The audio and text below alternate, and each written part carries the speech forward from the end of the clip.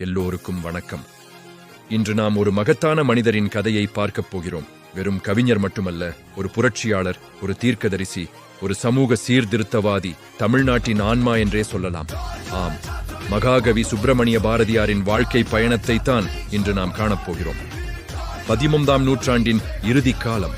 1902 December 11ஆம் தேதி எட்டயபுரம் என்ற ஊரில் சின்னசாமி ஐயர் மற்றும் இலக்குமி அம்மாள் தம்பதியருக்கு ஒரு மகன் பிறந்தான்.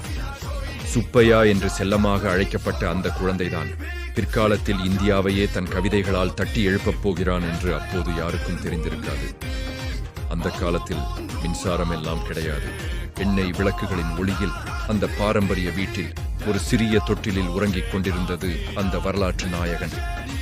சிறு வயதிலிருந்தே சுப்பையாவுக்கு தமிழ் மொழி மீது தீராத காதல். மற்ற குழந்தைகள் விளையாடிக் கொண்டிருந்த போது இந்த சிறுவன் ஓலைச்சுவடிகளில் தன் கற்பனைகளுக்கு எழுத்து வடிவம் கொடுத்துக் கொண்டிருந்தான். அவனுடைய கவிதை ஆற்றல் மிக இளம் வயதிலேயே வெளிப்பட்டது. அவனது 11வது வயதில் எட்டயபுரம் சமஸ்தானத்தின் புலவர்கள் நிறைந்த சபையில் தன் கவித்திறமையை வெளிப்படுத்தி அனைவரையும் ஆச்சரியத்தில் ஆழ்த்தினான். அவனுடைய அறிவையும் கவித்துவத்தையும் கண்டு வியந்த அறிஞர் பெருமக்கள் அவனுக்கு பாரதி என்ற பட்டத்தை சூட்டினார்கள். பாரதி என்றால் கலைமகளான சரஸ்வதியின் பெயர். அன்று முதல் சுப்பையா சுப்பிரமணிய பாரதியாக அறியப்பட்டார். என் காலம் உருண்டோடியது. பாரதி வளர்ந்தார். அவரோடு சேர்ந்து அவருடைய கவிதைகளின் தீவிரமும் வளர்ந்தது. இந்தியா அப்போது பிரிட்டிஷ் ஆட்சியின் கீழ் அடிமைப்பட்டு கிடந்தது. மக்களின் துயரங்களையும் அடிமைத்தனத்தின் வலியையும் கண்ட பாரதியின் ரத்தம் கொதித்தது. அவருடைய பேனா வெறும் மை கொண்டு எழுதவில்லை, நெருப்பை கக்கியது. ஆடுவோமே, பள்ளு பாடுவோமே, ஆனந்த சுதந்திரம் அடைந்து விட்டோம் என்று என சுதந்திரம் பெறுவதற்கு முன்பே பாடிய தீர்க்கதரிசி அவர். அவருடைய பாடல்கள் தெருக்களில் ஒலித்தன, சுதந்திர போராட்ட கூட்டங்களில் முழங்கின, சாதாரண மக்களையும் வீறு கொண்டு எழச் செய்தன. அவருடைய வார்த்தைகள் உறங்கிக் கிடந்த இந்தியாவை தட்டி எழுப்பும் சக்தி வாய்ந்த ஆயுதங்களாக மாறின. பாரதியின் புரட்சிகரமான எழுத்துக்கள் பிரிட்டிஷ் அரசாங்கத்தின் கண்களை உறுத்தின. அவரை கைது செய்ய வாரண்ட் பிறப்பிக்கப்பட்டது.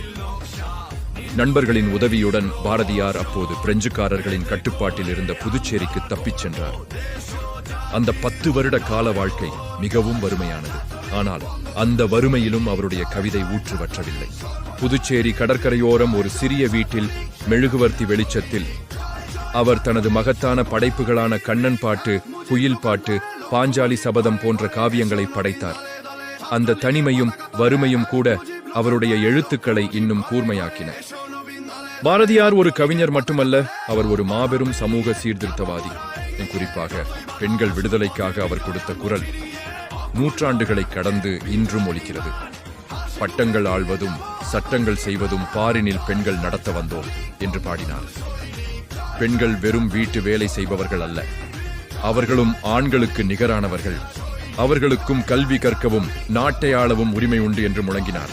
அவர் வெறும் பேச்சோடு நிற்கவில்லை, தன் வீட்டிலேயே அதை செயல்படுத்தி காட்டினார். தன் மகள்களுக்கு கல்வி கொடுத்தார். பெண்களை அடிமைப்படுத்தும் சாஸ்திரங்களையும் சம்பிரதாயங்களையும் கடுமையாகச் சாடினார்.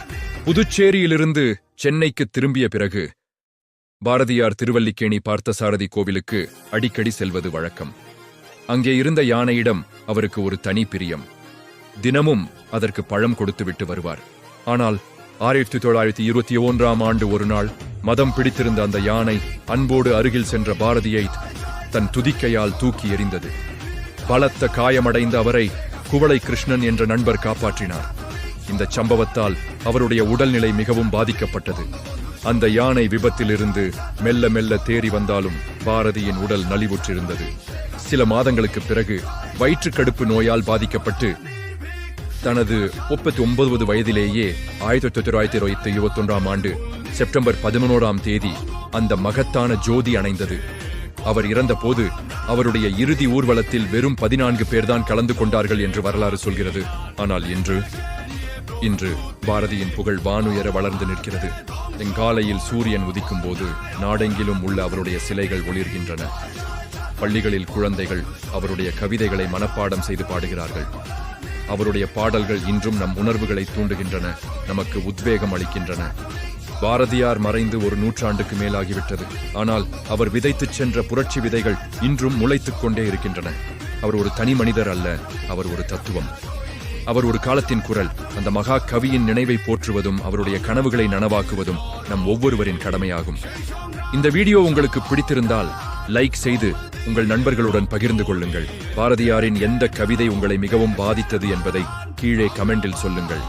மேலும் இதுபோன்ற வரலாற்று சிறப்புமிக்க காணொளிகளுக்கு எங்கள் சேனலை சப்ஸ்கிரைப் செய்ய மறக்காதீர்கள். நன்றி, வணக்கம்.